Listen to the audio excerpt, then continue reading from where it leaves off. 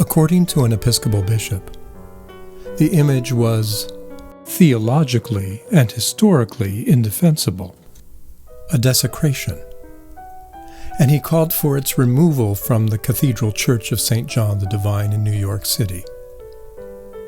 The scandal over Edwina Sandus's image of a crucified woman, Christa, illustrates the mandate to color within the lines. The pressures for religious conformity are familiar. The lines come not only from manuals of doctrine, but from cultures, religious and social systems. Often we don't see the lines until they are crossed, scandalously. What kinds of social cultural lines do we notice in the Greco-Roman world of ancient Christianity? How did the dominant culture shape thinking and imagination? Some lines were inescapable. Between soul or mind and body, between male and female, between freeborn and enslaved, between Roman and barbarian. The lines were real and not completely invisible. Some movement within the lines was possible. In rare cases, line crossing might happen, but exceptions prove the rule. Security and health came from keeping order, a hierarchical order. Hierarchies recognize a higher and a lower. The Greco-Roman higher centered on the Roman, elite, free male. This was the only fully formed human person. The female was incomplete, softer, colder, wetter. The male had a more natural capacity for self-control and an ordering, dominating power. Ideally, the male expressed manliness or virility and control of his body and his passions. The human self was also a hierarchy, similarly gendered. The higher aspects, soul and mind, were like males, ruling, while the lower body, physical, vulnerable, changing, degenerating, was like the chaos and unruliness of femininity. Slaveholder and slave stood roughly in the same position. The enslaved person was hardly a person. They were legal property, with a status assumed to correspond to a deficiency of nature. Their bodies, their choices, their sexuality were not their own. The male owner commanded. The enslaved person, of whatever gender, obeyed. That was the natural and expected arrangement.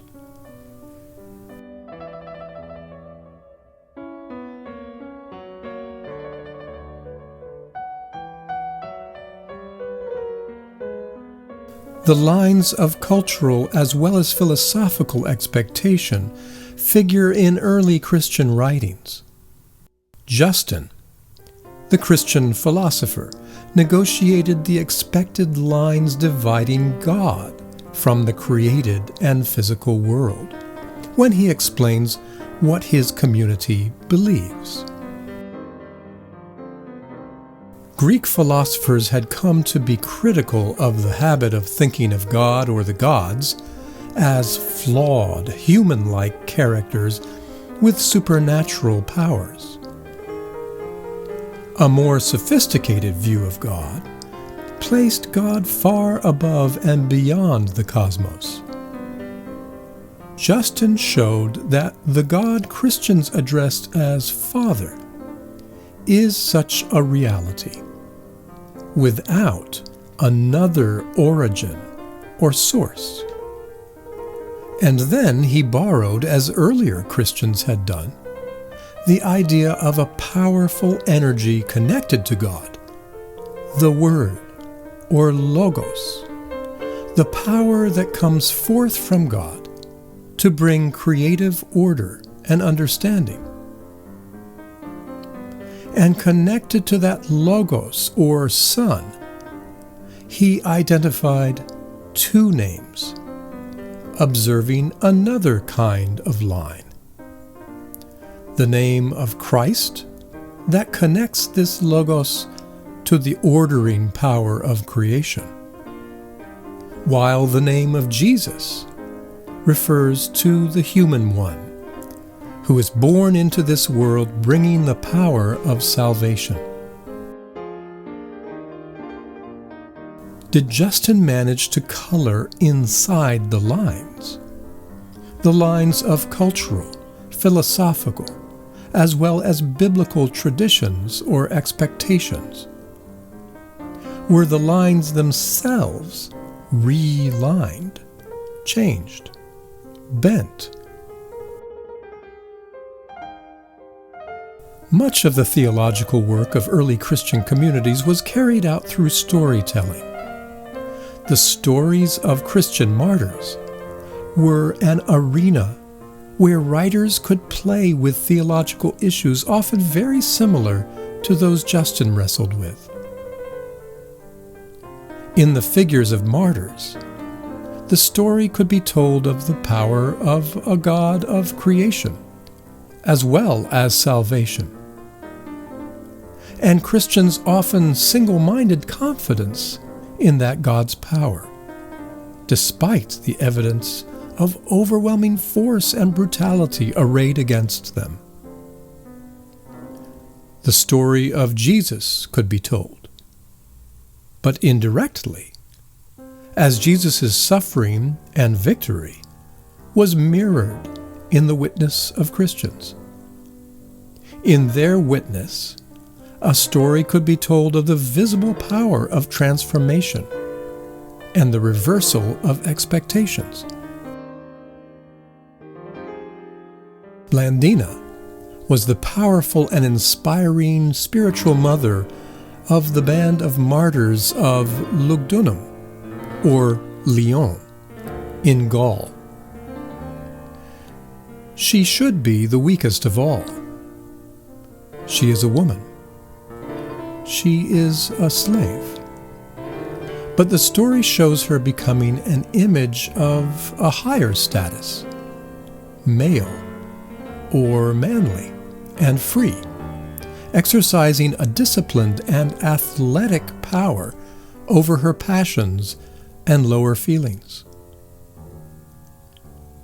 In martyr stories, the low caste are revealed to be the higher. Women become male. The enslaved are free from passions. Meanwhile, adversaries are debased, out of control, even as they win their fleeting victories. What did this theological use of women and enslaved people mean for the communities of the time? What do we make of it? We may feel uncomfortable with portraying the torture and death of socially marginalized persons. The image of a suffering, enslaved woman cannot be entertainment. In Blandina's story, she becomes for her friends a glimpse into Jesus and his suffering on the cross. an image of liberation, an image of victory.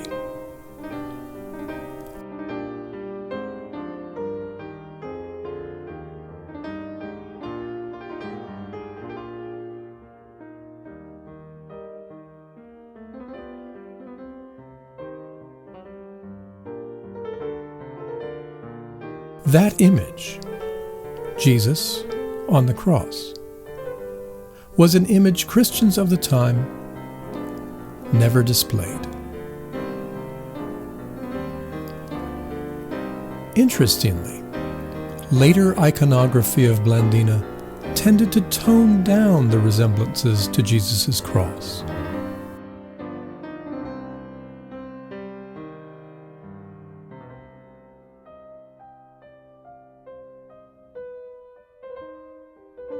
It is unsurprising that the 1984 installation of Christa, as the newspapers said, Jesus as a nude woman, created a controversy. Something the Apostle Paul wrote to the church in Corinth resonates here.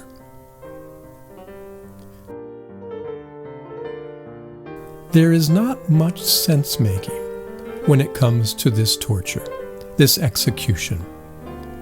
It is bound to look wrong, bound to be indefensible, a desecration, foolishness, a scandal.